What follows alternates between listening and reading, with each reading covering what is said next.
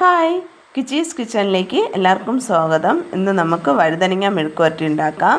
ഞാൻ എന്താ പകുതി സവാള എടുത്തു, 3 പച്ചമുളക്, 2 വഴുതനങ്ങ, ഒരു തണ്ട് കറി ലീഫ്.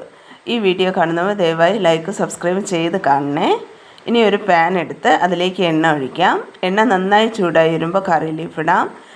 കറി ലീഫ് നല്ലതുപോലെ മൂത്ത് വരുമ്പോൾ നമുക്ക് സവാള അരിഞ്ഞത് ഇട്ട് കൊടുക്കാം. സവാളയും പച്ചമുളകും ഇട്ട് നന്നായി ഒന്ന് വഴറ്റുക.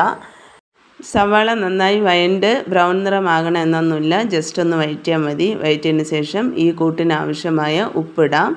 ഉപ്പ് ഇട്ട് വീണ്ടും നന്നായി ഒന്ന് വഴറ്റുക.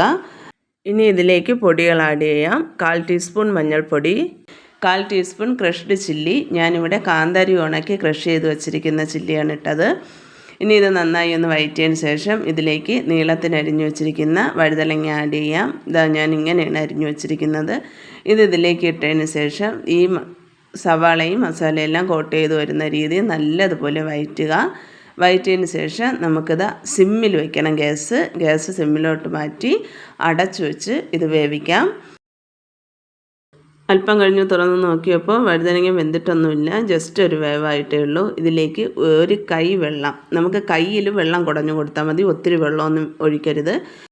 വെള്ളം തെളിച്ച് അടച്ചു വെച്ച് വേവിക്കാം. അല്പം കഴിഞ്ഞ് തുറന്ന് നോക്കിയപ്പോഴത്തേക്ക് വഴുതനങ്ങ മെഴുക്കുവരട്ടി ഇവിടെ തയ്യാറായിട്ടുണ്ട്. ഇപ്പോഴും ഗ്യാസ് സിമ്മിലാണ്. നന്നായി ഒന്ന് ഇളക്കി, ഇനി അടച്ചു വയ്ക്കേണ്ട, അടച്ചു വയ്ക്കാതെ തന്നെ തുറന്ന് വെച്ച് നന്നായി ഒന്ന് ഇളക്കി എടുക്കുമ്പോഴത്തേക്ക് സൂപ്പർ ടേസ്റ്റി ആയിട്ടുള്ള വഴുതനങ്ങ മെഴുക്കുവരട്ടി ഇവിടെ തയ്യാറാണ്. എൻ്റെ അവതരണം നിങ്ങൾക്ക് ഇഷ്ടമായാൽ അത് കമൻറ്റായി അറിയിക്കുക. സപ്പോർട്ട് ചെയ്യുക, സബ്സ്ക്രൈബ് ചെയ്യുക. എന്നെ ഇതുവരെയും സപ്പോർട്ട് ചെയ്ത എല്ലാവർക്കും നന്ദി. ഇനിയും സപ്പോർട്ട് മുന്നോട്ടുണ്ടാകും എന്ന പ്രതീക്ഷയോടെ വീഡിയോ നിർത്തുന്നു. Thank you.